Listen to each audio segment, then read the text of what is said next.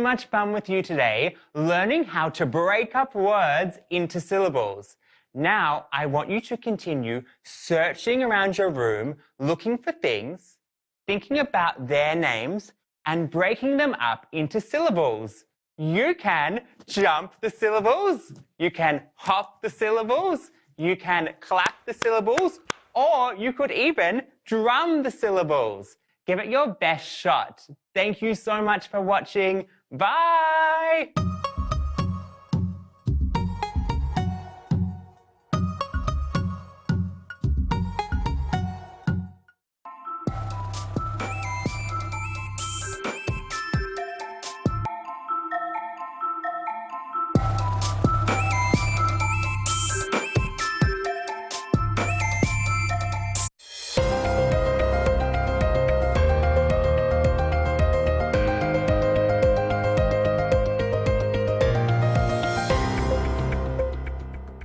Hello, I'm Rex Lita with the news.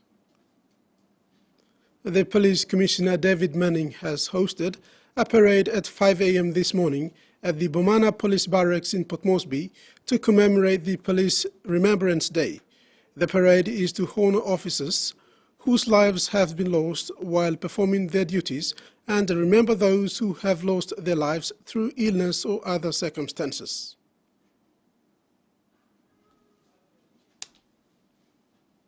Climate change topped the agenda of the second U.S.-Pacific Leaders Summit, with the number of issues raised by the Pacific nations of the effects of climate change in the region and how U.S. can help to mitigate these effects. Prime Minister James Marape said he advocated on behalf of the smaller island nations to access the Green Climate Fund, migration to climate energy, and proposed the concept of debt to nature swap. He explains what this concept is. That simply means the value of our ocean and forest as great carbon reservoir, carbon sink, be quantified, relooked at, and how this could be offset in terms of the present level of borrowings we have with these international lenders, and for us in future going forward, how these assets could be used as collaterals for our lending. The lending proposals going forward. Something new we proposed, it is now being floated that the debt for nature swap is to be looked at. For instance, Papua New Guinea has substantial forest. If you value this forest, our forest, and I just put to you from the figures that I received and I put to them, our 100 million metric tons of forest, 100 million metric tons of absorption capacity by our forests. Is something that we could value, monetize, and use so that those who have big carbon footprints on planet Earth could offset that, and this could be an asset for us to use in terms of debt relief or debt restructure with World Bank and IMF. East New Britain Governor Michael Marum was pleased to return to Pomio district for the third time. The governor is in Pomio to witness today's launching of the revised 10-year East New Britain Provincial Strategic Development Plan, which will be officiated by Prime Minister James Marape. He said it will also be the PM's third trip to East New Britain Province. Meanwhile, the 84-metre total steel bridge and the existing 100-metre unsunk bridge that underwent mental rebreaking be commissioned today. Prior to the launching, the 5 Bailey bridges of the district will also be launched this week, which is a first for an open member to secure. Apart from these, the district also has other projects lined up for the year, such as 17-kilometre Missing Link Road along the South Coast Corridor of the Ninvit LLG, coffee factory construction within the West Pomio LLG, and the Janquinot Bay Airstrip upgrade in the West Pomio LLG. In regional news, new research in South Australia has shed more light about where microplastics are accumulating in the waterways and where the plastic pollution is coming from. Researchers have found many of the plastics are entering rivers, creeks and the ocean through fibers from synthetic clothing and particles from tires.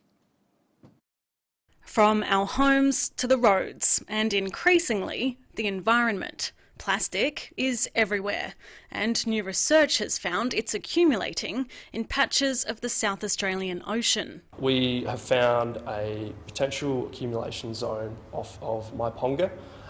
We're looking at, probably about 12-15 k's offshore from Maiponga. The Flinders University scientists used ocean current modelling to predict where plastic particles are ending up in an effort to better understand the issue. This information that we're finding is really beneficial because we have the understanding to know how to implement change from our results. It's not so much about cleaning up what's already out there, it's mitigating and stopping what's entering our ecosystem. That's a much more achievable task. Some of the microplastics the researchers found were from tyre particles washing into stormwater. Others were from general waste breaking down in the environment. But the vast majority were from synthetic clothing fibres. They, on average, made up about 72% of what we were finding.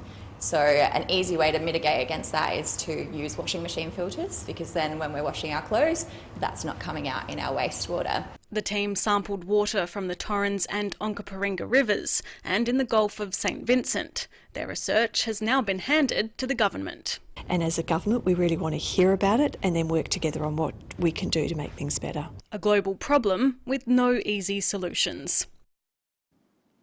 The United States is backing a new undersea internet cable connecting Pacific Islands according to a plan for the project, boosting Wellington's interest in the region where it is vying for influence in China. The Central Pacific Cable would connect American Samoa with Guam, 2 U.S. territories, and extend to up to 12 more Pacific islands, according to a document showing the cable route. Guam is home to a key U.S. military base. Details of the cable were displayed at an industry conference in Singapore by the developers Paul Mecken and John Hibbard, the two veteran subsea cable consultants.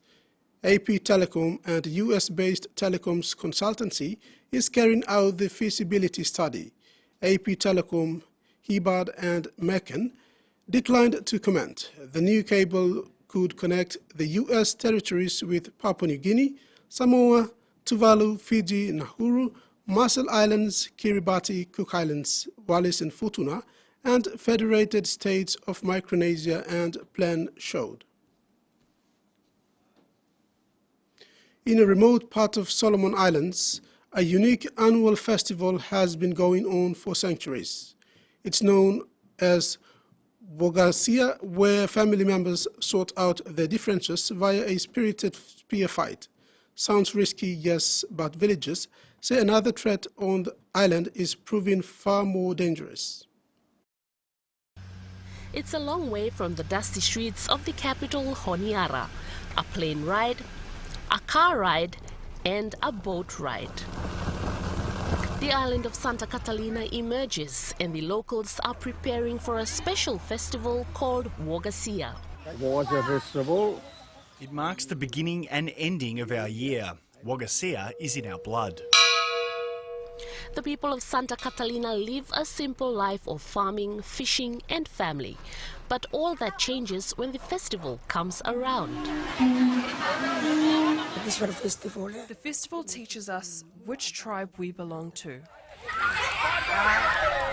It starts at night. Villagers banish evil spirits away. Then dawn comes. For the people here on Santa Catalina, it's a unique tradition that still continues. All these youngsters are ready and keen for the day. And they're all waiting for the most important event, the spear fight. Men from the two different tribes hurl spears at each other to settle grievances for past wrongs. It's important for us to keep our traditional way of doing things. It's a dangerous practice, but according to village leaders, something else impacting the island is far more dangerous. Climate change has spoilt our land, our fruit trees. The yearly yam harvest once triggered the start of the festival.